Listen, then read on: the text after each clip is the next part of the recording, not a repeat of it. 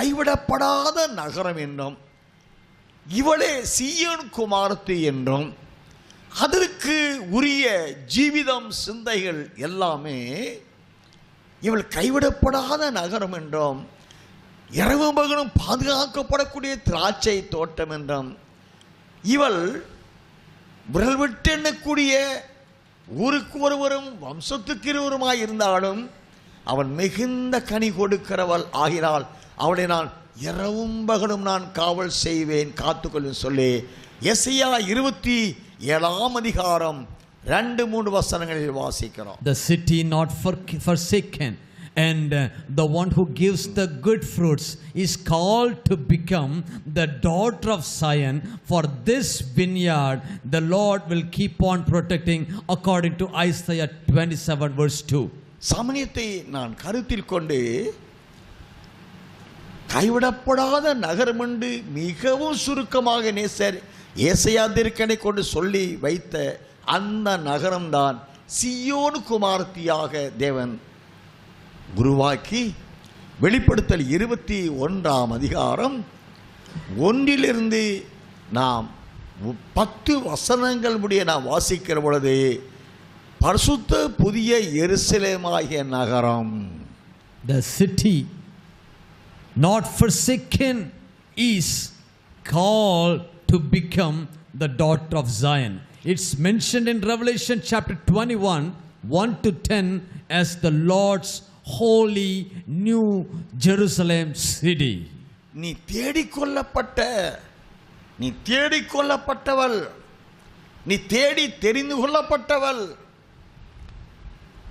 நான் உன்னை முடிவு வரைந்து உன்னை காத்து உன் கரத்திலே கொடியை கொடுத்து, உன் கொடி ரட்சிப்பின் கொடியாய், அது தீவட்டியாக பற்றியெறியக்கூடிய கொடியாய் நான் உன்னை வளர்த்தி சீயோன் குமாரத்தியாக ஏற்றுக்கொள்ளப் போகிறேன் என்று இந்த வேத வசனமெல்லாம் நான் போதிக்கிறது.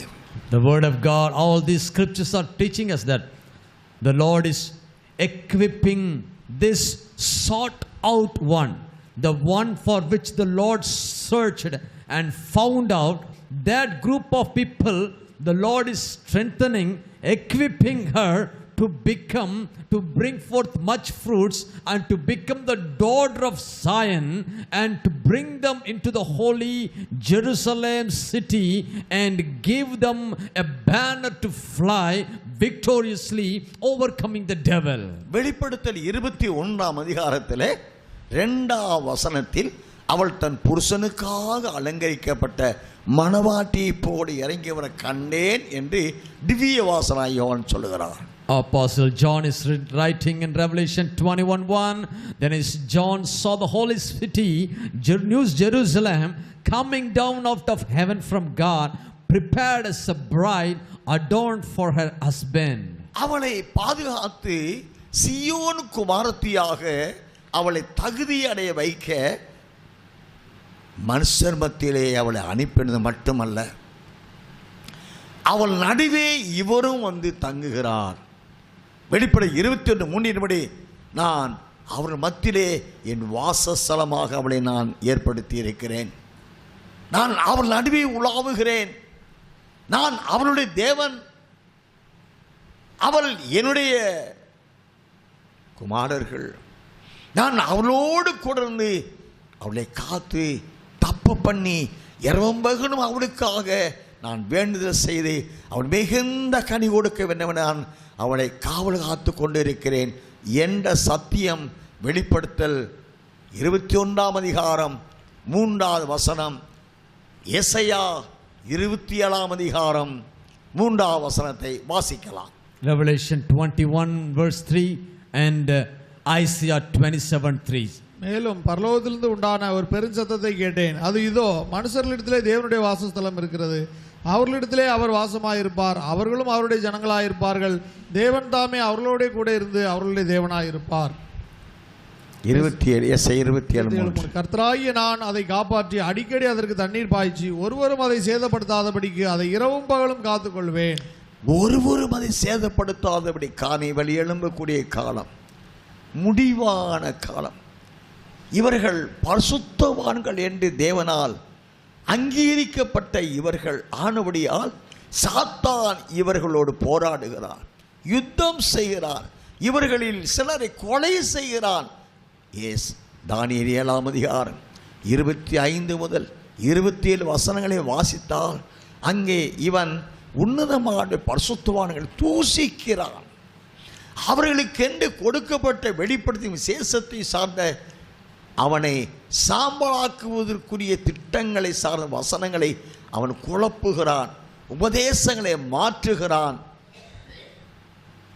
ஆனாலும் உன்னதமான பரிசுத்தவான்கள் அவனை ஜெயித்து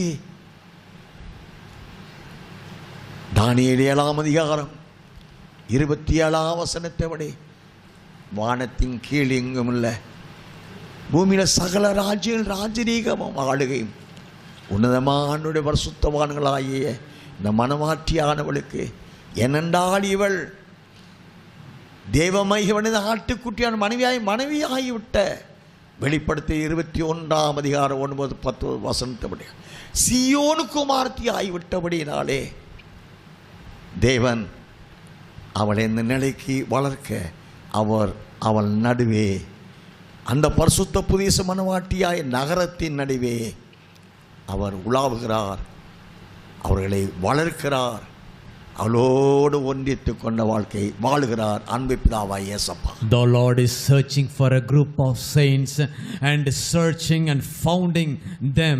The Lord is keep on making them to grow, feeding them with the word of God, giving them the living waters, protecting them from all the evil, according to Daniel chapter 7:25-27. The devil, the evil person, the wicked person will come against them, because he will be always speak the words of pompous words, the dirty words to divert them from the real truth. He always trying to persecute the saints and even kill some of them, and such a harm is waiting for them. So the Lord himself will be among the holy New Jerusalem bride, and he himself will be dwelling.